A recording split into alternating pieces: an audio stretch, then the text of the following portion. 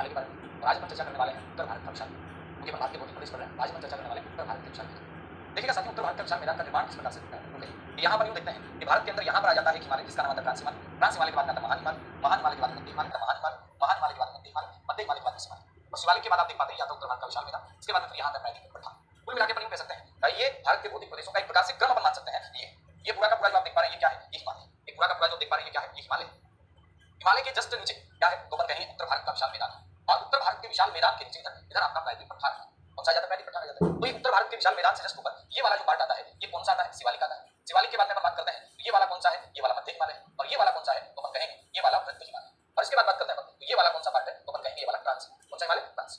अब जरा बोल करेंगे अपन लोगों ने ये देखा कि हिमालय की उत्पत्ति, तो हिमालय की उत्पत्ति हुई तो मैदान की उत्पत्ति हुई, और मैदान की उत्पत्ति हिमालय की उत्पत्ति के बाद हुई। क्यों ऐसा क्यों मान रहे हैं अपन, ऐसा पर इसलिए मान रहे साथियों क्योंकि अपन ने एक बात पढ़ी थी, क्या पढ़ी थी कि प्राकृतिक जो पठार है ये तो इंडियन प्लेट का हिस्सा है। प्राकृतिक पठार कौन सी प्लेट का हिस्सा है, इंडियन प्लेट का हिस्सा है प्राकृतिक पठार। ठीक है, या अपन कहें कि ये गोंडवाना लैंड का हिस्सा है। ये किसका हिस्सा है, गोंडवाना लैंड का ये हिस्सा आता है। जबकि बात करते हैं अपन ये वाला जो पूरा का पूरा पार्ट है, चाहे अपन हिमालय की बात करते हैं और चाहे अपन मैदान की बात करते हैं, ये किससे बने हैं, तो ये टेथिस सागर के अवशेष हैं। ये किसके अवशेष माने जाते हैं, टेथिस सागर के अवशेष माने। ठीक बात है।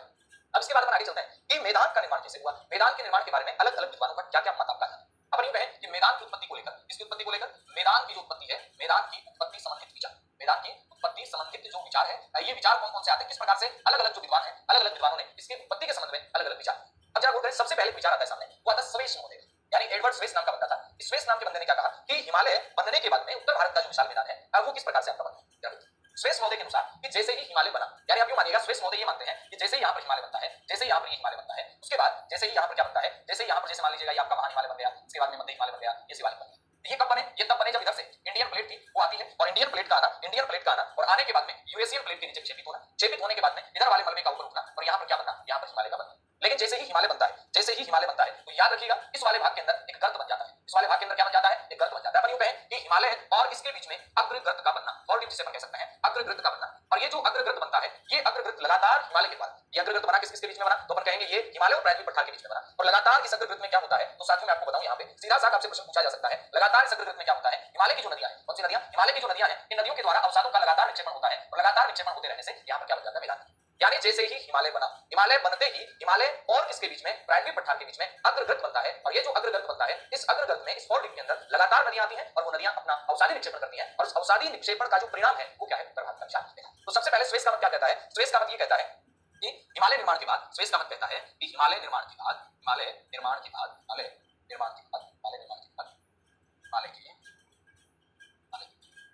दक्षिण एवं प्राकृतिक पठार के, हिमालय के दक्षिण में और प्राकृतिक पठार के उत्तर में, प्राकृतिक पठार के उत्तर में एक अग्रगर्त का निर्माण होता है। और ये जो अग्रगर्त था, अग्रगर्त का निर्माण होता है, और अग्रगर्त के निर्माण के बाद में निर्माण होता है एवं अग्रगर्त का निर्माण हो गया, एवं इसमें नदियों के निक्षेपण से, इसमें लगातार नदियों ने क्या किया, जमाव किया, इसमें नदियों के निक्षेपण से, क्या हो जाता है, इसमें नदियों के निक्षेपण से मैदान का निर्माण है। इसका निर्माण हो जाता है, मैदान का निर्माण हो जाता है, मैदान का निर्माण हो जाता है। ऐसा किसका मानना था, ऐसा मानना था किसका, स्वेस महोदय का। यानी स्वेस महोदय के अनुसार मैदान का निर्माण कैसे हुआ, हिमालय का निर्माण होता है, हिमालय के निर्माण के बाद में इसके दक्षिण भाग में एक फोल्डिंग बनता है, और ये अग्रगर्त बनता है। इस अग्रगर्त में लगातार जो हिमालय से निकलने वाली नदियां हैं, लगातार ये नदियां क्या करती हैं, अवसादों का निक्षेपण करती हैं, और अंततः इस अवसादों के निक्षेपण से क्या बन जाता है, तो अपना उत्तर आएगा, इस अवसादों के निक्षेपण से उत्तर भारत का विशाल मैदान बन जाता है। तो अग्रगर्त से बना मैदान, ये किसका मानना है, स्वेस महोदय। इसके बाद में एक बंदा आता है जिसका नाम आएगा प्लेनफोर्ड। क्या नाम आएगा, प्लेनफोर्ड ने अलग विचार माना। प्लेनफोर्ड क्या कहता है, प्लेनफोर्ड कहता है कि सागरों के अपगमन से, इससे सागरों के अपगमन से उत्तर भारत का विशाल मैदान बना। इसका मानना है ये प्लेनफोर्ड का मानना है, इसका मानना है ये प्लेनफोर्ड का मानना है। तो अपन लिखते हैं प्लेनफोर्ड का क्या मतलब है, जागरूक करना। प्लेनफोर्ड ने कहा, प्लेनफोर्ड इस बंदे ने क्या कहा, इसने कहा कि मैदान का निर्माण किससे हुआ है, इसने कहा कि मैदान का निर्माण सागरों के अपगमन से हुआ है, सागरों के अपगमन से हुआ है। मैदान का निर्माण किससे हुआ है, सागरों के अपगमन से हुआ है, अपगमन से हुआ है। सीधा सा प्रश्न है, सामान्य सा प्रश्न है, तो आपसे पूछा जा सकता है कि मैदान का निर्माण किससे हुआ, तो अपना उत्तर आएगा मैदान का निर्माण सागरों के अपगमन से हुआ। अब आप कहेंगे सागरों का अपगमन का मतलब क्या है, अपगमन का मतलब आप समझिएगा सागरों का पीछे हटना, सागरों का क्या हटना, सागरों का पीछे हटना। आप यूं मान लीजिएगा, मैं यूं बता दूं आपको कि मैदान का निर्माण इन प्लेनफोर्ड के अनुसार कैसे हुआ कि यहाँ एक बहुत बड़ा सागर था, इन्होंने कहा कि यहाँ बहुत बड़ा एक सागर था, लगातार इस सागर के अंदर क्या होता है, नदियों के द्वारा अवसादों का निक्षेप होता है, और लगातार नदियों के द्वारा अवसादों के निक्षेप होने से ये सागर धीरे धीरे पीछे हट जाता है, उस सागर की जगह क्या आपका मैदान बन जाता है। तो सागरों के पीछे हटने से मैदान बनने की प्रक्रिया का उल्लेख कौन करता है, ये करता है प्लेनफोर्ड। प्लेनफोर्ड ने क्या कहा कि लगातार आपका क्या होता है, इसका निक्षेपण होता है, और लगातार निक्षेपण से क्या होता है, सागरों का अपगमन हो जाता है, और वहां पर मैदान का निर्माण हो जाता है। इसके बाद नंबर 3 पे एक विचार आता है, वो विचार किसका आता है, नंबर 3 पे विचार आता है बुरार्ड का। नंबर 3 पे विचार किसका आता है, तो अपन कहेंगे नंबर 3 पे विचार आता है बुरार्ड का। अब बुराड़ ने क्या कहा? बुराड़ ने कहा कि मैदान का जो निर्माण है वो निर्माण कैसे हुआ? बुराड़ के अनुसार इस शिवालिक एवं इसके शिवालिक एवं प्रायद्वीप पठार के बीच, शिवालिक एवं प्रायद्वीप पठार के बीच, शिवालिक एवं प्रायद्वीप पठार के बीच क्या हो जाता है? तो अपन कहेंगे शिवालिक और प्रायद्वीप पठार के बीच में एक भ्रंश घाटी का निर्माण। शिवालिक और प्रायद्वीप पठार के बीच में किस घाटी का? भ्रंश घाटी का निर्माण होता है और इस भ्रंश घाटी में भ्रंश घाटी का निर्माण होता है और बाद में क्या होता है? इस भ्रंश घाटी के अंदर लगातार नदियां हैं वो निक्षेपण करती हैं और लगातार नदियों के निक्षेपण का परिणाम ये होता है कि यहाँ पर उत्तर भारत का विशाल मैदान बन जाता है। तो भ्रंश घाटी का निर्माण होता है और भ्रंश घाटी के निर्माण के बाद क्या होता है? यहाँ पर नदियों द्वारा, यहाँ पर किसके द्वारा? नदियों द्वारा, यहाँ नदियों द्वारा अवसादों का निक्षेप होता है। नदियों द्वारा किसका निक्षेप होता है? तो अपन कहेंगे नदियों द्वारा अवसादों का निक्षेप होता है। नदियों द्वारा ये जो अवसादों का निक्षेप होता है, इस अवसादों के निक्षेप से क्या बन जाता है? तो अपना उत्तर आएगा उत्तर भारत का विशाल मैदान बन जाता है। लगातार नदियां हैं वो क्या करती हैं? अवसादों का निक्षेप करती है, अवसादीकरण की क्रिया करती है और उस अवसादीकरण की क्रिया का परिणाम क्या होता है? यहाँ पर उत्तर भारत का विशाल मैदान। ये तीन विद्वानों ने अपने अपने अलग अलग मत दिए हैं, लेकिन सामान्य मत क्या निकल कर आता है? सामान्य मत ये निकल कर आता है कि उत्तर भारत का विशाल मैदान ये तेथीस सागर की जगह बना है। इसकी जगह बना है, तेथीस सागर की जगह बना है। पहले यहाँ पर सागर हुआ करता था और लगातार सागर के अंदर जो आपका सिंधु गंगा ब्रह्मपुत्र नदियां और इनकी सहायक नदियां हैं, इनके द्वारा लगातार लाई जाने वाले मलबे के जमाव से उत्तर भारत के विशाल मैदान का निर्माण हुआ। तो अगर हम सामान्य मत की बात करते हैं, इस मत की सामान्य मत, तो आपसे प्रश्न पूछा जाएगा कि उत्तर भारत के विशाल मैदान को लेकर एक सामान्य मत प्रतिपादित किया जाता है। ये सामान्य मत क्या कहता है? उत्तर भारत के विशाल मैदान को लेकर सामान्य मत ये कहता है कि यहाँ पहले क्या था? तेथीस सागर था। तो पहली बात तो ये मत कहता है कि तेथीस सागर का अवशेष है। इसका अवशेष है तेथीस सागर का अवशेष आपका आ जाता है कौन सा? तो भाई साहब याद रखना, तेथीस सागर का अवशेष आ जाता है उत्तर भारत का विशाल। पहली बात। नंबर दूसरी बात, यहाँ पर तेथीस सागर का अवशेष है, यहाँ पर कौन कौन से नदी तंत्र? तो एक तो सिंधु नदी तंत्र, सिंधु के बाद में गंगा नदी तंत्र, गंगा के बाद में ब्रह्मपुत्र नदी तंत्र, सिंधु गंगा ब्रह्मपुत्र नदी तंत्र, नदी तंत्र द्वारा लाए गए अवसादों के निक्षेप से, नदी तंत्र द्वारा लाए गए अवसादों के निक्षेप से, लाए गए अवसादों के निक्षेप से, लाए गए अवसादों के निक्षेप से क्या होता है? लाए गए अवसादों के निक्षेप से उत्तर भारत का विशाल मैदान बनता है। कौन से भारत का? उत्तर भारत का विशाल मैदान बनता है, उत्तर भारत का विशाल मैदान। अब आपका प्रश्न बनेगा उत्तर भारत का विशाल मैदान कौन सी नदियों के निक्षेप से बनता है, मैदान बनता है? तो अपना उत्तर आएगा सिंधु नदी, गंगा नदी और ब्रह्मपुत्र नदी और उनकी जो तमाम सहायक नदियां हैं, इन सब के लगातार अवसादीकरण से, लगातार निक्षेप से क्या बन जाता है? उत्तर भारत का विशाल मैदान बन जाता है। चलो ठीक बात है, ये एक सामान्य मत रहा। तो अपन ने यहाँ पर तीन मत देखे, इनको एक बार के लिए आप देख सकते हैं, इस प्रकार से ये है। तो मैं यहाँ पर आपको दिखा देता हूँ। नंबर एक पेपर ने क्या पढ़ा? नंबर एक पेपर ने पढ़ा स्वेस महोदय क्या कहता है? तो स्वेस महोदय के अनुसार मैदान की जो उत्पत्ति है वो आपका किससे होती है? तो अपन कहेंगे एक अग्रग्रथ बनने से होती है। इसके बाद में फिर अपन ने देखा स्वेस महोदय के बाद में बात आती है ब्लैनफोर्ड महोदय की। इन्होंने कहा कि सागरों का अपगमन होता है और सागरों का लगातार अपगमन हुआ, सागरों के अपगमन से मैदान का निर्माण होता है और यहाँ पर एक क्या होता है? लगातार अपगमन से सागर पीछे हटते जाते हैं और यहाँ पर मैदान का निर्माण। बुराड़ ने क्या कहा? बुराड़ ने कहा कि शिवालिक और प्रायद्वीप पठार के बीच में भ्रंश घाटी बनती है और इस भ्रंश घाटी के बनने से यहाँ पर नदियां हैं वो अवसादों का निक्षेप करके मैदान बन जाता है। सामान्य मत ये कहता है कि तेथीस सागर का अवशेष है और यहाँ पर इस प्रकार से आपकी बातें बन जाती है। अब उत्तर भारत का जो विशाल मैदान है, इस उत्तर भारत के विशाल मैदान को लेकर और क्या क्या चीजें आपके सामने आती हैं, अब वो देखिए जरा बोलकर। नंबर एक पहला प्रश्न आता है कि भारत का क्या है? ये सबसे उपजाऊ मैदान है। ये भारत का क्या है? सबसे उपजाऊ मैदान है, या फिर अपने सबसे उपजाऊ भौतिक प्रदेश है। इनको आप लिख लीजिएगा फटाफट, फिर अपन आगे चलते हैं ना, कहीं आपके मन में हो गया दिखाई नहीं, आप आगे खिसक गए हो क्यों? इसके देखो फटाफट लिख रहा। अच्छा चले अब चले, जरा बोलकर मैं कह रहा था कि मैदान जो उत्तर भारत का ये है कि विशाल उपजाऊ मैदान है, विशाल उपजाऊ मैदान है। भारत के जितने भी भौतिक प्रदेश हैं चार, इन चारों में बात करते हैं सबसे बड़े भौतिक प्रदेश की, तो आता है प्रायद्वीप पठार। सबसे बड़ा भौतिक प्रदेश कौन सा है? तो अपना उत्तर क्या आएगा? प्रायद्वीप पठार है, ये भारत का सबसे बड़ा भौतिक प्रदेश है। लेकिन आपसे ये पूछा जाए कि सबसे घना बसा हुआ कौन सा है, सर्वाधिक उपजाऊ कौन सा है, भारत की आत्मा कहाँ निवास करती है, भारत का हृदय स्थल कौन सा है? तो आपका उत्तर आ जाएगा उत्तर भारत का विशाल मैदान। कौन सा है? उत्तर भारत का विशाल मैदान आपका भारत का हृदय स्थल है। तो आप यूं कह सकते हैं यह है विश्व का, यह है सर्वाधिक सर्वाधिक जाओ सर्वाधिक जाओ श्रेणी में विश्व के सर्वाधिक उपजाऊ जो प्रदेश है उनकी श्रेणी में आ जाता है। विश्व के सर्वाधिक उपजाऊ जो प्रदेश है उनकी श्रेणी में आता है। नंबर दो के बाद आप क्या कहेंगे? भारत का सघन बसा भौतिक प्रदेश, यानी भारत के जो भौतिक प्रदेश है इनमें सघन रूप से बसा हुआ जो भौतिक प्रदेश है ये कौन सा है? तो कहेंगे उत्तर भारत का विशाल मैदान। यानी प्रश्न बनेगा जन घनत्व, सघन का मतलब क्या? जहां पर पास हो विकर्ण है, तत्व है, जनसंख्या है, जन घनत्व किस वाले भाग में क्या पाई जाती है? जन घनत्व किस वाले भाग में मिलता है? आप देखते हैं कि भारत के अंदर सर्वाधिक जन घनत्व कहां पर? आपका उत्तर क्या बनेगा? भारत में सर्वाधिक जन घनत्व बिहार के अंदर है। भारत में सर्वाधिक जन घनत्व वाला दूसरा कौन सा? पश्चिम बंगाल। भारत में सर्वाधिक जन घनत्व वाला केरल आ जाता है, उसके बाद तीसरा उत्तर प्रदेश आ जाता है चौथे नंबर पे। तो कहने का मतलब ये कि बिहार है, पश्चिम बंगाल है, उत्तर प्रदेश है, ये सर्वाधिक जन घनत्व वाले आपके प्रदेश है। इसके बाद बात बनती है कि ये कौन सी नदियों से मिलकर बना है? तो ये गंगा नदी की बात करते हैं अपन, गंगा नदी, चाहे अपन ब्रह्मपुत्र नदी की बात करें और चाहे अपन सिंधु नदी की बात करें, चाहे अपन सिंधु नदी की बात करें, तो गंगा नदी, ब्रह्मपुत्र नदी और सिंधु नदी तंत्र है, इनका इसमें योगदान है। अब बात आती है इस मैदान की लंबाई कितनी? जैसे अपन उत्तर भारत का विशाल मैदान कहते हैं, तो इस मैदान की जो लंबाई है, इस मैदान की जो लंबाई है वो लंबाई कितनी है? तो याद रखना इस मैदान की लंबाई 3200 किलोमीटर। कितने किलोमीटर है? 3200 किलोमीटर। और अगर बात चौड़ाई की आती है कि इस मैदान की जो एवरेज चौड़ाई है वो आपका कितनी आती है? वो 150 किलोमीटर से कितने किलोमीटर तक आती है? 300 किलोमीटर। यानी इस मैदान की चौड़ाई की बात आती है, चौड़ाई कितनी है? तो 150 किलोमीटर से लेकर 300 किलोमीटर तक आती है। जब बात इस मैदान की लंबाई की आती है तो कितनी आती है? 3200 किलोमीटर आती है। और इस मैदान के अंदर कुछ भूमि आती है। सीधा सा क्वेश्चन बनेगा इस वाले मैदान के अंदर कुछ भूमि आती है वो कहां पर? जरा गौर करना, अंबाला और सहारनपुर के बीच में, इसके बीच में अंबाला और सहारनपुर के बीच में, अंबाला व सहारनपुर के बीच है, अंबाला व सहारनपुर के बीच है। इसमें क्या है? ऊंचा भाग है, ऊंचा भाग है। और जो भाग ऊंचा होता है उसे क्या कहा जाता है? जो दो क्षेत्रों में बांट देता है किसी भी एक प्रवाह प्रणाली को, उसे कहा जाता है जल विभाजक। क्या कहा जाता है? जल विभाजक। तो अंबाला और सहारनपुर के बीच ऊंचा भाग है और ये अपने आप के अंदर क्या है? ये जल विभाजक का काम करता है। इसका काम करता है, ये जल विभाजक का काम करता है। इसके बीच में अंबाला और सहारनपुर के बीच में है, जो क्या काम करता है, एक जल विभाजन का काम करता है। तो मैदान है, ये विश्व का सर्वाधिक उपजाऊ भाग है। बात करते हैं भारत का सघन बसा भौतिक प्रदेश है, इसमें बात करते हैं अपन, तो यहाँ पर जनघनत्व की अधिकता की बात आती है। अगर इसकी ऊंचाई की बात करते हैं तो अंबाला और सहारनपुर के बीच में ये आपका थोड़ा सा ऊंचा है। यहाँ पर बात करते हैं अपन कि इसे क्या कहा जाता है, इस वाले भाग को भारत का अन्न भंडार कहा जाता है, भारत की आत्मा कहा जाता है, भारत की सभ्यताओं का पालना भी इसे कहा जाता है। तो नेक्स्ट आप लिख सकते हैं, इसे भारत का क्या कह सकते हैं, अन्न भंडार कह सकते हैं। इसे भारत का क्या कह सकते हैं, अन्न भंडार। भारत का अन्न भंडार इसे कहा जाता है। भारत का अन्न भंडार किसे कहते हैं, तो उत्तर भारत के विशाल मैदान को कहते हैं। क्वेश्चन फिर बनेगा कि भारत की आत्मा किसे कहते हैं, तो अपना उत्तर आएगा उत्तर भारत के विशाल मैदान को कहते हैं। नेक्स्ट क्वेश्चन आपका बन जाएगा, भारत की आत्मा इसे कहते हैं, भारत का अन्न भंडार इसे कहा जाता है, किसे कहा जाता है, भारत का अन्न भंडार, तो अपन कहेंगे आपको कहा जाता है उत्तर भारत के विशाल मैदान को। सभ्यताओं का पालना, सभ्यताओं का पालना भी किसे कहा जाता है, सभ्यताओं का पालना, तो भी आपका उत्तर आएगा, सभ्यताओं का पालना भी कहा जाता है किसे, उत्तर भारत। इसके बाद क्वेश्चन बनेगा कि जलोढ़ की मोटाई, जलोढ़ की मोटाई एक जैसी है या फिर अपन कहें मोटाई कह दो भाई, नीचे से लेकर और ऊपर तक तो मिट्टी का जमा होता गया। जलोढ़ की मोटाई या फिर अपन कहें गहराई जो है, ये क्या है, ये एक समान है या फिर असमान है। असमान है, कहीं पर जलोढ़ बहुत ज्यादा जमा हो गया, कहीं पर जलोढ़ बहुत कम जमा हुआ है। ये क्यों हुआ ऐसा, क्योंकि अब देखना यहाँ से भी प्रश्न केवल समझने वाले होंगे उनकी समझ में, तो ये क्या बात है भाई, लेवल के प्रश्न बन रहे हैं। उत्तर भारत का विशाल मैदान बना, तो ये बिल्कुल ऐसे तो बना नहीं, किस प्रकार से था, और ये आपका यहाँ पर मिट्टी का जमा हो गया और ये बन गया उत्तर भारत का विशाल मैदान। कैसा बना, क्या उत्तर भारत का विशाल मैदान, उत्तर भारत का विशाल मैदान तो ऐसे बना, यहाँ पर ये गर्त बन गया और इस गर्त में लगातार क्या हुआ, इस गर्त में लगातार आपकी मिट्टी का निक्षेप हुआ और लगातार मिट्टी के निक्षेप से क्या होता है, लगातार मिट्टी के निक्षेप से यहाँ उत्तर भारत का विशाल मैदान बन जाता है। इसका मतलब मैं कह सकता हूँ कि यहाँ पर ये वाली स्थिति बनेगी, ये वाली स्थिति नहीं बनेगी। जलोढ़ की जो मोटाई है, जलोढ़ की जो गहराई है, ये एक समान नहीं है, तो कैसी है, तो याद रखना जलोढ़ की मोटाई या फिर अपन कहें जलोढ़ की गहराई क्या है, असमान है। इसका मतलब यूं भी कह सकते हैं कि मैदान का आधार तल, मैदान का आधार तल असमान है। मैदान का आधार तल कैसा है, असमान है, और असमान है इसीलिए जलोढ़ों की जो गहराई है, जलोढ़ों की जो मोटाई है, वो भी क्या है, असमान। जलोढ़ों की गहराई या मोटाई ये भी क्या है, असमान। अब बात ये आती है कि इसके बाद में अगर अपन उत्तर भारत का जो विशाल मैदान है उसको भौतिक सिस्टम से, भौतिक विशेषताओं से बांटने की बात करेंगे तो कितने पार्ट कर सकते हैं अपन उसके 4 पार्ट कर सकते हैं मोटे मोटे। एक तो कर सकते हैं अपन उसका पार्ट भाबर के बाद में कर सकते हैं तराई के बाद जलोढ़ कर सकते हैं, जलोढ़ में बांगर और खादर दोनों आ जाएंगे, और उसके बाद में नेक्स्ट अपन कर सकते हैं डेल्टा। इसका ये उत्तर भारत के विशाल मैदान का कोई प्रादेशिक वर्गीकरण नहीं है, ये उत्तर भारत के विशाल मैदान का एक ऐसा एक भू आकृतिक विशेषताओं के आधार पर वर्गीकरण है कि भाबर क्या है, तराई क्या है, बांगर क्या है, खादर क्या है, डेल्टा क्या है। तो एक बात को लिखिएगा, आगे चलते हैं और बढ़ते हैं आगे की। शाबाश, अब इन पर चलिएगा, यानी आकृति की विभिन्नता के आधार पर हम क्या करेंगे, उत्तर भारत का जो विशाल मैदान है इसका वर्गीकरण करने वाले हैं कि कौन कौन सा भाग इसमें आ जाता है। जरा देखता हूं, उत्तर भारत का जो विशाल मैदान है इसका अपन क्या कर रहे हैं, इसका अपन आकृतिक भिन्नताओं के आधार, इसके आधार पे इसका अपन आकृतिक भिन्नताओं के आधार, आकृतिक जो भिन्नताएं हैं, आकृतिक भिन्नताओं के आधार, सीधा सा क्वेश्चन बनेगा, इस आधार पर अपन बात करने वाले हैं, तो आपका उत्तर बनेगा आकृतिक भिन्नताओं के आधार पर अपन चर्चा करने वाले हैं। और आकृतिक भिन्नताओं के आधार पर अगर अपन चर्चा करेंगे तो अपने पास 4 नाम निकल के आते हैं। तो 4 नाम कौन से हैं, जरा देखिएगा और सुनिएगा और एक एक बातों को समझने की कोशिश कीजिएगा। साथियों देखिएगा, ये अपना उत्तर भारत का विशाल मैदान आता है। उससे पहले मैं यहाँ पर क्या करता हूँ, इस प्रकार से आपका एक भारत का छोटा सा बनाई देता हूँ। ये अपना भारत है, ये भारत,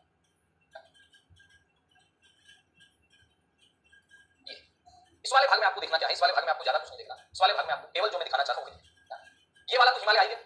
अब हिमालय के अंदर सबसे लास्ट में अपन लोग क्या पढ़ के आए हैं, हिमालय में अपन लोग सबसे लास्ट में जो पढ़ के आए हैं वो अपन शिवालिक पढ़ के आए। क्या पढ़ के आए, शिवालिक। ये शिवालिक है, और शिवालिक के बाद में अपन लोग क्या पढ़ के आए, शिवालिक से जस्ट ऊपर अपन लोगों ने चर्चा की इसकी, तो अपना उत्तर आएगा शिवालिक से जस्ट ऊपर अपन ने चर्चा की मध्य हिमालय की, ये वाला मध्य हिमालय आता है। और मध्य हिमालय के बाद में अपन ने किसकी बात की, तो अपन कहेंगे महान हिमालय की, ये आ गया मध्य हिमालय। और मध्य हिमालय के बाद में बात आती है किसकी, तो साथियों आपका उत्तर बनता है मध्य हिमालय के बाद में जो चर्चा आ जानी है वो आ जानी है महान हिमालय। ये रहा आपका महान हिमालय, चलो ठीक है। अब हिमालय के नीचे आपको देखने को क्या मिलेगा, हिमालय के नीचे आपको देखने को मिलेगा उत्तर भारत का विशाल मैदान।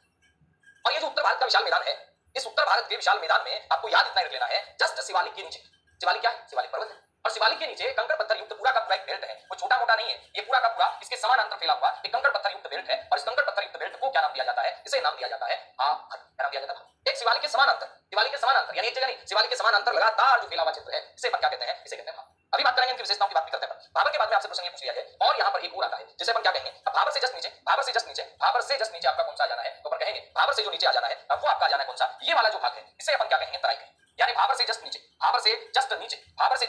ये जो आपका एक दलदली क्षेत्र बनेगा, भाबर से जस्ट नीचे एक दलदली जो क्षेत्र बनेगा, इस दलदली क्षेत्र को क्या नाम दिया जाएगा, तो अपना उत्तर आएगा इस दलदली क्षेत्र को नाम दिया जाएगा तराई। पहले क्या बना भाबर, भाबर के बाद में क्या बना तराई।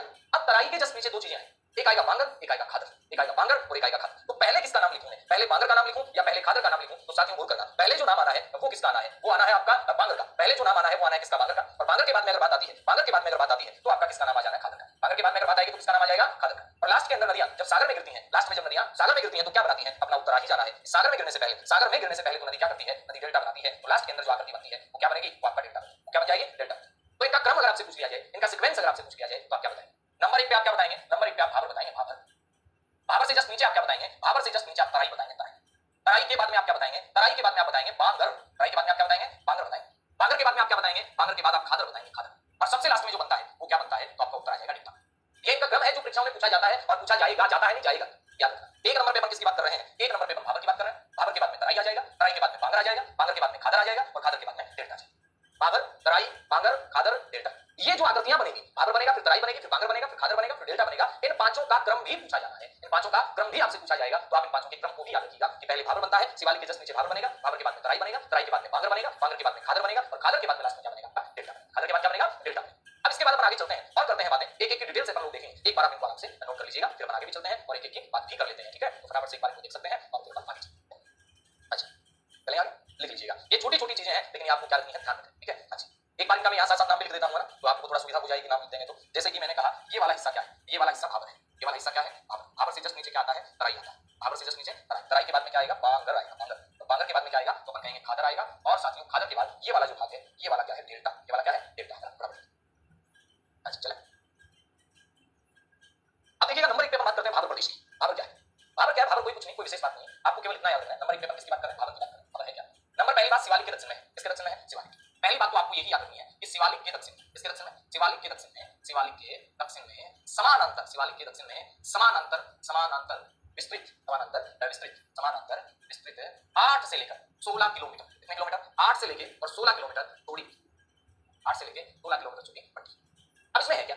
8 से लेकर 16 किलोमीटर तक चौड़ी पट्टी आपने देख लिया इसमें, लेकिन अब बात ये आती है कि इस 8 से लेकर 16 किलोमीटर चौड़ी पट्टी में आपको मिलेगा क्या? नंबर 1 पे आप कहेंगे कि ये जो 8 से लेकर 16 किलोमीटर चौड़ी पट्टी है, इसके अंदर क्या है? इसके अंदर बजरी है, बजरी का जमाव है, इसके अंदर कंकड़ पत्थर का जमाव है, इसके अंदर आपका गुटिका का जमाव है, कंकड़ पत्थर का जमाव है, इसमें गुटिका का जमाव है, इसमें कणिका का जमाव है, इसमें गोलास्म है। यानी ये कणिका है, गुटिका है, गोलास्म है, बजरी है, रेत है, कंकड़ पत्थर है, इन तमाम चीजों का इसमें जमाव आ जाता है। और इनके जमाव होने के कारण, इनके जमाव होने के कारण इस वाले भाग में जो ये वाला पूरा का पूरा भाग है, इसकी सरंध्रता ज्यादा हो जाती है। इसकी क्या ज्यादा हो जाती है? इसकी, इस भाग की, यानी मैं यहां लिख सकता हूं इस भाग की रंध्रता ज्यादा है। इस भाग की रंध्रता कह दो या सरंध्रता, सरंध्रता, सरंध्रता ज्यादा है। और इस भाग की सरंध्रता ज्यादा होने का मतलब सरंध्रता ज्यादा है, और इस कारण यहाँ जो नदियां हैं वो नदियां अपने को ऊपर बहती हुई नहीं दिखती। हिमालय की जो छोटी नदियां हैं वो इन भागों में विलुप्त हो जाती हैं। और इस रंध्रता की अधिकता के कारण, इस रंध्रता की अधिकता के कारण क्या होता है कि जो हिमालय नदियां हैं, यानी अपन यूं कह सकते हैं कि छोटी नदियां, कौन सी नदियां? छोटी नदियां। यानी इस भाग में सरंध्रता क्या है? ज्यादा है। और सरंध्रता ज्यादा होने के कारण इस भाग की जो छोटी नदियां हैं वो नदियां क्या हो जाती हैं? छोटी नदियां इस भाग में कुंपित हो जाती हैं। छोटी नदियां इस भाग में क्या हो जाती हैं? तो अपना उत्तर आएगा छोटी नदियां इस वाले भाग में कुंपित हो जाती हैं। कुंपित हो जाने का मतलब, कुंपित हो जाने का मतलब क्या है? छोटी नदियां कुंपित हो जाती हैं, मतलब क्या हुआ कि छोटी नदियां विलुप्त हो जाती हैं। जरूरी नहीं आपके लिए, आपके लिए यहाँ पर कुंपित शब्द दिया है, आपके लिए भी आ सकता है कि ऐसा कौन सा भाग है जहां पर नदियां विलुप्त हो जाती हैं, जहां पर नदियां विलुप्त प्राय हो जाती हैं, जहां पर नदियां गायब हो जाती हैं, जहां पर नदियां कुंपित हो जाती हैं। ऐसा क्यों होता है? वजह जानवे। ऐसा यहाँ पर सरंध्रता ज्यादा है, यहाँ पर कंकड़ पत्थर, गुटिका, कणिका, गोलास्म का जवाब है। इस कारण क्या होता है? पानी बहता हुआ नहीं दिखता और वो चट्टानों के नीचे से बहता है, इसलिए कहा जाता है कि यहाँ पर नदियां विलुप्त प्राय हो जाती हैं। अब जब ये सारी चीजें आ गई, इसका मतलब एक बात और भी आ गई, क्या आ गई कि यहाँ की जो मिट्टी है, यहाँ की जो मिट्टी है ये क्या नहीं है? यहाँ की मिट्टी उपजाऊ नहीं है। यहाँ की मिट्टी क्या नहीं है? तो याद रखिएगा, यहाँ की मिट्टी उपजाऊ नहीं, कृषि के योग्य नहीं है, यहाँ खेती नहीं की जाती है। कौन से वाले भाग में? भाबर वाले भाग में। कौन से भाग में? भाबर। यानी भाबर जो भाग है ये आपका ये है, इसमें ये बातें आएंगी। मेन जो बात याद रखने वाली है, इस वाले भाग में जो नदियां हैं वो नदियां क्या हो जाती हैं? कुंपित हो जाती हैं। नदियां क्या हो जाती हैं? विलुप्त इसमें हो जाती हैं, ठीक है? इसके बाद अपन आगे भी चलते हैं, लेकिन एक बार के लिए आप अपना लिख लीजिएगा, फिर अपन आगे चलेंगे, ठीक है? तो ये मिट्टी उपजाऊ नहीं है तो फसलें भी यहाँ नहीं होंगी, इसके अंदर सरंध्रता ज्यादा है, पोरोसिटी इसके अंदर ज्यादा है, इसलिए नदियां विलुप्त हो जाती हैं, कुंपित हो जाती हैं, इन सभी का जमाव इसके अंदर आ जाता है, ठीक है ना? अच्छा, इसके बाद आगे चलते हैं तो आएगा तराई क्षेत्र। कौन सा क्षेत्र आएगा? तराई क्षेत्र आपका यहाँ पर आ जाना है। कौन सा क्षेत्र आ जाएगा भाई? तराई क्षेत्र आपका यहाँ पर आ जाएगा, जहाँ पर क्या होगा? जहाँ पर ये नदियां वापस निकल जाएंगी, जो नदियां यहाँ पर विलुप्त हो गई थी, जो नदियां यहाँ पर विलुप्त हो गई थी वो नदियां ही वहां पर वापस निकल जाएंगी। चलते हैं आगे, देखते हैं, ठीक है? चले। अच्छा, अब यहाँ पर बात करते हैं अपन क्या? तराई प्रदेश। भाबर के जस्ट नीचे नंबर 2 पे अपन क्या लिख सकते हैं? तराई प्रदेश लिख सकते हैं। तराई प्रदेश किसके दक्षिण में है? तराई प्रदेश किसके दक्षिण में है? तो नंबर पहली बात याद रखना कि भाबर के दक्षिण, किसके दक्षिण में? भाबर के दक्षिण में, भाबर के दक्षिण में समानांतर, भाबर के दक्षिण में समानांतर जो विस्तृत है, समानांतर। भाबर के दक्षिण के अंदर जो समानांतर फैली हुई पेटी है वो पेटी आपकी कौन सी आ जाएगी? तो आपका उत्तर आएगा वो पेटी आपका आ जाएगी कौन सी? तराई। अब ये भाबर के दक्षिण में समानांतर है तो ये लगभग कितने किलोमीटर चौड़ी पेटी का है? ये 15 से लेकर और 30 किलोमीटर चौड़ी, 15 से लेकर 30 किलोमीटर चौड़ी पेटी। कौन सी है 15 से लेकर 30 किलोमीटर चौड़ी? तो अपना उत्तर आएगा तराई। तराई वाला क्षेत्र ही कैसा क्षेत्र है? तो अपन कहेंगे ये नम क्षेत्र है, ये कैसा क्षेत्र है? नम क्षेत्र है। ये वाला दलदली क्षेत्र है, ये वाला कैसा क्षेत्र है? दलदली क्षेत्र है। ये वाला दलदली क्षेत्र है तो अपन यूं कह सकते हैं ये वाला अनूप क्षेत्र है। कैसा क्षेत्र है? अनूप क्षेत्र। और दलदली क्षेत्र है इसीलिए, दलदली क्षेत्र है, ये अनूप क्षेत्र है, इसीलिए यहाँ पर क्या है? मलेरिया की अधिक संभावना है। तो अपन यूं कह सकते हैं इसके कारण ही यहाँ पर मलेरिया की संभावना ज्यादा है, और मलेरिया की संभावना होने के कारण तराई प्रदेश को कहा जाता है भारतीय मलेरिया का घर। तराई प्रदेश को क्या कहते हैं? भारतीय मलेरिया का घर कहा जाता है। क्यों कहा जाता है भारतीय मलेरिया का घर? क्योंकि दलदली क्षेत्र है, अनूप क्षेत्र है, और दलदली क्षेत्र है, अनूप क्षेत्र है, इसीलिए तो यहाँ पर मलेरिया की क्या संभावना होती है? मलेरिया की संभावना है, इसलिए मलेरिया का घर कहा जाता है। अब मेन बात जो निकल के आनी है आपके लिए वो ये निकल के आनी है कि तराई प्रदेश में वो नदियां आगे क्या होंगी? निकलेंगी। जो नदियां कहां जाके विलुप्त हो गई थी अपन कहेंगे भाबर में, यानी भाबर में विलुप्त, याद रखना है भाबर में विलुप्त, भाबर में विलुप्त नदियां, भाबर के अंदर विलुप्त नदियां तराई में, कहां पर? भाबर के अंदर विलुप्त नदियां तराई में पुनः प्रकट होती हैं। तराई के अंदर क्या होती हैं? पुनः प्रकट होती हैं। भाबर में जो विलुप्त नदियां हैं वो तराई में क्या होती है? पुनः प्रकट होती हैं। और जब तराई के अंदर ये नदियां पुनः निकल के आती हैं, दोबारा निकल के आती हैं, तो ही तो किस चीज का कारण बनती है? यहाँ पर दलदली क्षेत्र का कारण। ये वाला जो भाग है यहाँ पर अपन कहें निश्चित वाहिकाएं नहीं है, इस वाले भाग में निश्चित वाहिकाएं नहीं है, कई बार निकल गई नदियां तो कई बार नहीं भी निकलती हैं, तो यहाँ पर कह सकते हैं इस वाले भाग में आपको निश्चित वाहिकाएं नहीं देखने को मिलेगी। कौन से भाग में निश्चित वाहिकाएं नहीं देखने को मिलेंगी? तो अपना उत्तर बनेगा ये वाला जो भाग है, कौन सा तराई वाला भाग, यहाँ पर कोई निश्चित वाहिकाएं आपको देखने को नहीं। समझ में आ गया? मालूम क्या नदियां विलुप्त होंगी क्योंकि वहां पर कंकड़ पत्थर है, वहां पर ऊटी का है, वहां पर आपका गणिका है, उलास्निका है, इन सब का वहां पर क्या हो जाता है, जमा हो जाता है। जमा होता है तो पानी अपने को यूं लगता है जैसे वो नीचे बह रहा है, ऊपर दिखाई नहीं देता, और नीचे बह रहा है उसे तो अपन क्या कहते हैं, नदियों का कुंठित होना, उसे तो अपन क्या कहते हैं, नदियों का विलुप्त होना। तो नदियां वहां पर कुंठित होगी, नदियां वहां पर विलुप्त होगी, और नदियों के विलुप्त होने को ही तो अपन ने क्या कहा था कि नदियों का कुंठित होना, वही नदियां जो नदियां तराई है, सॉरी भाबर के अंदर विलुप्त हुई, वो नदियां तराई के अंदर आकर क्या होंगी, आपका वापस से पुनः प्रकट हो जाएंगी। कौन से क्षेत्र में? तराई वाले क्षेत्र में। अब जहां पुनः प्रकट होंगी तो उपजाऊ प्रदेश है, घने जंगल है, वन्य जीवों की यहाँ पर प्रचुरता है, तो आप लिख सकते हैं घना जंगल है, वन्य जीव है और उपजाऊ प्रदेश है। यहीं पर आप लिख सकते हैं क्या, घना जंगल यहाँ पे है, घना जंगल है, साथ में उपजाऊ प्रदेश है, साथ में अंदर आप लिख सकते हैं वन्य जीवों की प्रधानता है, वन्य जीवों की प्रधानता है। के बाद आप लिख सकते हैं जब घना जंगल है तो यहाँ पर घासें भी पाई जाती होंगी, तो भारत के अंदर हाथी और कांसा घास, कौन सी घास है तो याद रखना, हाथी घास, हाथी व कांसा घास, ये कौन से क्षेत्र में पाई जाती है, तो अपना उत्तर बनेगा ये आपका पाई जाती है कौन से क्षेत्र में, तो ये पाई जाती है तराई क्षेत्र के अंदर। और यहाँ पर फसलें कौन कौन सी होती हैं, गन्ना यहाँ होता है, चावल यहाँ होता है, इस वाले भाग में याद रखना क्या क्या होता है, इस वाले भाग में गन्ना, चावल, गेहूं आदि की खेती की जाती है, गन्ना, चावल, गेहूं आदि की खेती यहाँ की जाती है। कौन से भाग में, तो अपन कहेंगे तराई वाले भाग, इसकी खेती की जाती है तराई वाले भाग में, गन्ने की, चावल की, गेहूं की। तो आप इनको आराम से देख सकते हैं, फिर अपन आगे चलते हैं और भी बातें करते हैं। अच्छा चलें,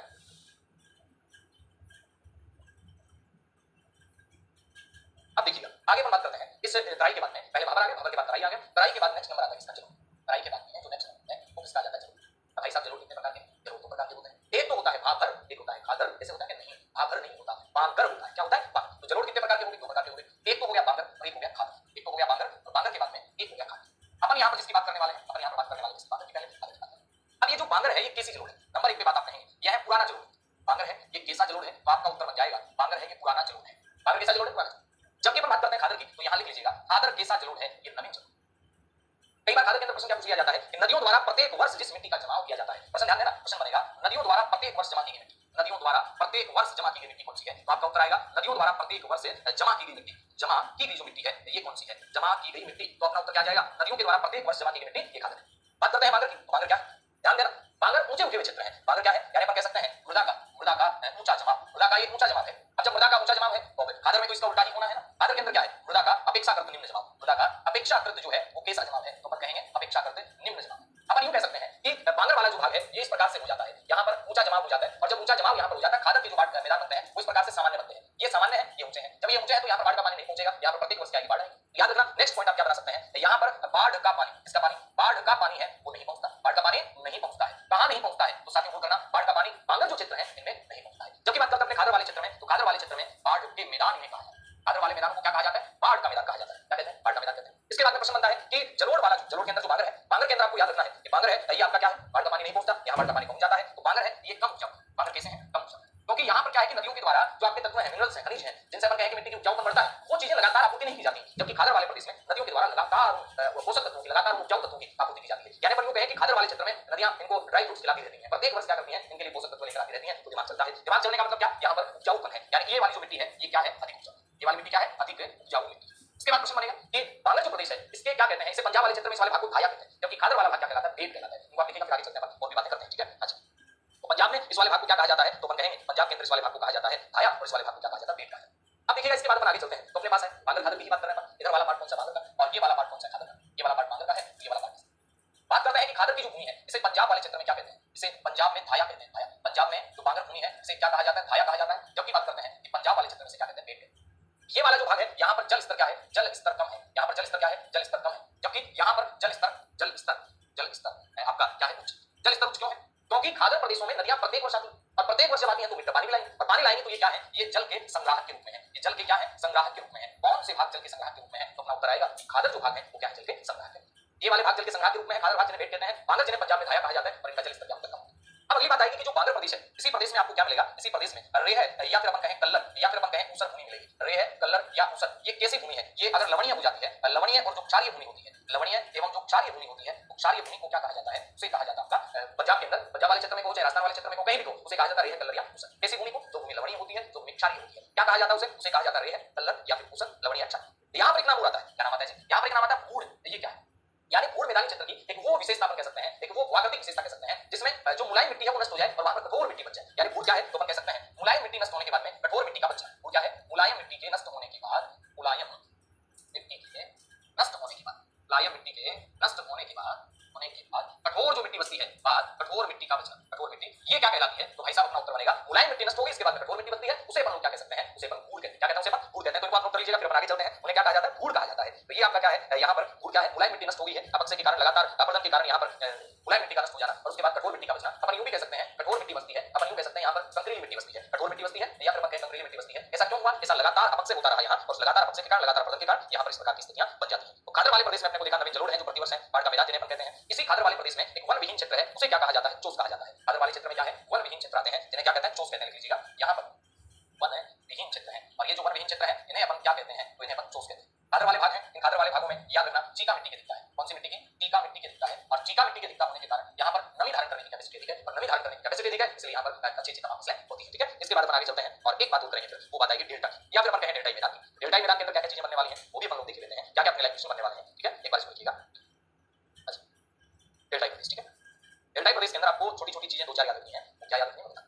डेल्टा प्रदेश में देखिएगा, पहली बात तो ये खादर का ही विस्तारित रूप है। पहली बात तो डेल्टा जो प्रदेश है ये किसका विस्तारित रूप है? ये खादर का ही विस्तारित रूप है। इसका खादर का ही विस्तारित, खादर का ही विस्तारित जो रूप है ये क्या कहलाता है? आपका उत्तर बनेगा खादर का विस्तारित रूप है, इसे ही अपन लोग क्या कहते हैं? डेल्टा। पहली बात। नंबर दो, दूसरी बात अपन कह सकते हैं नदियों द्वारा, इसके द्वारा नदियों द्वारा अपनी वृद्धावस्था में, यानी नदी की भी अवस्थाएं होती हैं, नदी की भी अवस्थाएं होती हैं, और नदियों द्वारा अपनी वृद्धावस्था में उच्च निक्षेपण के परिणाम स्वरूप, ये बात बोल कर लेना जो बिल्कुल पहली बार पढ़ रहे विद्यार्थी, नदियों की ऐसी टेक्निकल लैंग्वेज आएगी, नदियों के द्वारा अपनी वृद्धावस्था में उच्च निक्षेपण के परिणाम स्वरूप, किसके परिणाम स्वरूप? उच्च निक्षेपण के परिणाम स्वरूप। यहाँ पर क्या होता है? यहाँ पर लगातार नदी है, अब वो बह के आई है, एक्सवाईजेड कहां से भी, स्थान से निकल के आई है, इतना लंबा मार्ग लेकर के आई है, तो अपने साथ इतना सारा बलवा लेके आई है, इतना सारा अवसाद लेके आई है। अब नदी उस स्पीड से नहीं चल सकती, अब नदी उस गति से नहीं चल सकती जिस गति से वो वहां चल रही थी, जहां से वो क्यों? उस टाइम तो वो युवा अवस्था में थी। फिर उसने धीरे धीरे रास्तों के अंदर घाटियां कुटियां बनाई, विचार भाषण बनाते बनाते बढ़ेंगे, जब नदी के द्वारा बनाई जाने वाली सलाह की बात करेंगे, लास्ट में आते आते नदी क्या करती है? नदी बिखर जाती है। नदी बिखर जाती है, बिखरती नहीं है, बिखर जाती है, और बिखरने के बाद में नदी उच्च निक्षेपण करती है, और उच्च निक्षेपण के परिणाम स्वरूप, उच्च निक्षेपण के परिणाम स्वरूप यहाँ पर क्या बन जाता है? उच्च निक्षेपण के परिणाम स्वरूप डेल्टा बन जाता है। क्या बन जाता है? डेल्टा बन जाता है। अब ये जो डेल्टा बनता है उच्च निक्षेपण के परिणाम स्वरूप, चलो ठीक बात है। नेक्स्ट बात यहाँ आएगी कि उच्च निक्षेपण के परिणाम स्वरूप डेल्टा बन गया, चलो बढ़िया बात, बन गया तो बन गया। अब यहाँ क्या होगा? साथियों जरा गौर करना, मैं यहाँ पर दो चीजें आपको बता देता हूँ। जो गंगा नदी डेल्टा बनाती है उसके कण महीन है, और जो सिंधु नदी डेल्टा बनाती है उसमें मोटे कणों का निक्षेप है। तो मैं यहाँ लिख देता हूँ गंगा नदी का डेल्टा। कौन सी नदी का? गंगा नदी का डेल्टा, गंगा नदी का डेल्टा, या गंगा नदी के डेल्टा में, गंगा नदी के डेल्टा में, गंगा नदी के डेल्टा में कैसे लिख देते हैं? गंगा नदी के डेल्टा, गंगा नदी के डेल्टा में कैसे कण है? तो आपका उत्तर आएगा महीन कणों का निक्षेप है। गंगा नदी के डेल्टा में कैसे कण है? महीन कण है। जबकि अपन बात करते हैं ब्रह्मपुत्र नदी की, जबकि अपन बात करते हैं, सॉरी ब्रह्मपुत्र नदी की नहीं, जबकि अपन बात करते हैं सिंधु नदी की, तो जो सिंधु नदी डेल्टा बनाती है, सिंधु नदी के डेल्टा। अब आप कहेंगे हमने तो पढ़ा था कि गंगा नदी की डेल्टा बनाती है, अरब सागर में गिरने वाली नदियां तो डेल्टा ही नहीं बनाती, नर्मदा नहीं बनाती, ताप्ती नहीं बनाती, मांडवी नहीं बनाती, जुआरी नहीं बनाती, क्योंकि उनका मार्ग छोटा है। वो एक भ्रंश घाटी से बह के आई नर्मदा प्रांत से गिरगी सागर में एस्चुरी बनाती, ताप्ती नदी आई भ्रंश घाटी से बह के और गिरगी सागर में एस्चुरी बनाती है। लेकिन सिंधु नदी तो कहां से निकल के आती है? तिब्बत से निकल के आती है, इतना लंबा मार्ग लेकर के आती है, तो डेल्टा तो बनाएगी। तो सिंधु नदी के डेल्टा में जो कण है वो कैसे कण है? वो मोटे कण है। सिंधु नदी के डेल्टा में कैसे कण है? मोटे। इसके बाद डेल्टा की बात आती है कि सबसे बड़ा डेल्टा कौन सा है? तो विश्व में जितने भी डेल्टा है, विश्व में जितने भी डेल्टा पढ़ रहे हैं इनमें सबसे बड़ा डेल्टा, सबसे बड़ा डेल्टा ये कौन सा डेल्टा आता है? तो आपका उत्तर आएगा सबसे बड़ा जो डेल्टा आता है ये है सुंदरबन का डेल्टा। सबसे बड़ा डेल्टा याद रखना, कौन सा डेल्टा सबसे बड़ा डेल्टा आता है? तो सुंदरबन का डेल्टा है, ये सबसे बड़ा डेल्टा आता है। कौन सा डेल्टा सबसे बड़ा डेल्टा? सुंदरबन का डेल्टा है, ये सबसे बड़ा डेल्टा आता है। किसमें? तो अपना उत्तर आएगा पूरे विश्व के अंदर। कौन सी नदियां बना रही है डेल्टा? तो अपन कहेंगे इस डेल्टा का जो विस्तार है, इस डेल्टा का जो निर्माण है ये गंगा और ब्रह्मपुत्र नदी का, ये अपने आप के अंदर कैसा डेल्टा है? ये कैसा डेल्टा है? ये आपका लगातार बढ़ने वाला डेल्टा है, लगातार बढ़ रहा है, इसका मतलब प्रगतिशील डेल्टा। कैसा डेल्टा है? ये वाला जो डेल्टा है ये प्रगतिशील डेल्टा है। ये डेल्टा कैसा डेल्टा है भैया? तो याद रखना ये प्रगतिशील डेल्टा। कैसा डेल्टा है? प्रगतिशील, लगातार वर्तमान डेल्टा कह सकते हैं, प्रगतिशील डेल्टा कह सकते हैं। इसका जो नया भाग है, इस डेल्टा का जो नया भाग है वो बांग्लादेश के अंदर बन रहा है, अपने भारत के अंदर पश्चिम बंगाल है, और प्लस के अंदर अब इस नए डेल्टा का जो निर्माण हो रहा है ये कहां पर ज्यादा हो रहा है? तो अपन कहेंगे बांग्लादेश। इस डेल्टा भूमि में आपको दो चीजें और देखने को मिलेंगी, एक उच्च भूमि जिसे अपन कहते हैं चार या चर, एक निम्न भूमि जिसे अपन कहेंगे बिल। एक उच्च भूमि जिसे अपन क्या कहेंगे? चार या फिर चर, एक निम्न भूमि जिसे अपन क्या कहेंगे? बिल कहेंगे। बिल क्या है? ये यहाँ की निम्न भूमि है, जबकि चार या चर क्या है? ये यहाँ की उच्च भूमि है डेल्टाई प्रदेश की। तो लास्ट फैक्ट आप लिख सकते हैं कि डेल्टाई प्रदेश में, कौन से प्रदेश के अंदर? डेल्टाई प्रदेश में, डेल्टाई प्रदेश में, डेल्टाई प्रदेश में उच्च भूमि को चर कह दो या चार कह दो, एक बात चर या चार, डेल्टाई भूमि को चर या चार तथा निम्न भूमि को बिल कहते हैं। निम्न भूमि को क्या कहते हैं? बिल कहते हैं। यानी उच्च जो भूमि है उसे क्या कहा जा रहा है? उसे चार या चर कहा जा रहा है, और जो निम्न भूमि है उसे क्या कहा जा रहा है? बिल कहा जा रहा है। निम्न भूमि को क्या कहा जा रहा है? बिल कहा जा रहा है। तो ये अपनी आज की क्लास में बातें हुई, अपन ने ये देखा कि उत्तर भारत का विशाल मैदान, इसकी उत्पत्ति संबंधित मत कौन-कौन से हैं, इसके बाद में अपन ने मतों की चर्चा की, फिर अपन ने इसकी अवाकृतिक विशेषताओं की चर्चा की, पहले भाबर बनाया, फिर तराई बनाई, फिर बांगर बनाया, फिर खादर बनाया, फिर डेल्टा बनाया। आगे की क्लास में अपन लोग चर्चा करने वाले हैं इसी उत्तर भारत के विशाल मैदान को लेकर। उत्तर भारत का विशाल मैदान है, इसका एक प्रादेशिक वर्गीकरण अपन लोग इस प्रकार से कर सकते हैं। जैसे राजस्थान का मैदान, उसमें क्या क्या चीजें आएंगी? पंजाब हरियाणा के मैदान में क्या आएंगे? फिर गंगा के मैदान में तीन भाग बन जाएंगे, उत्तर गंगा का, मध्य गंगा का, निम्न गंगा का, और लास्ट में आपका क्या बन जाना है? ब्रह्मपुत्र का मैदान।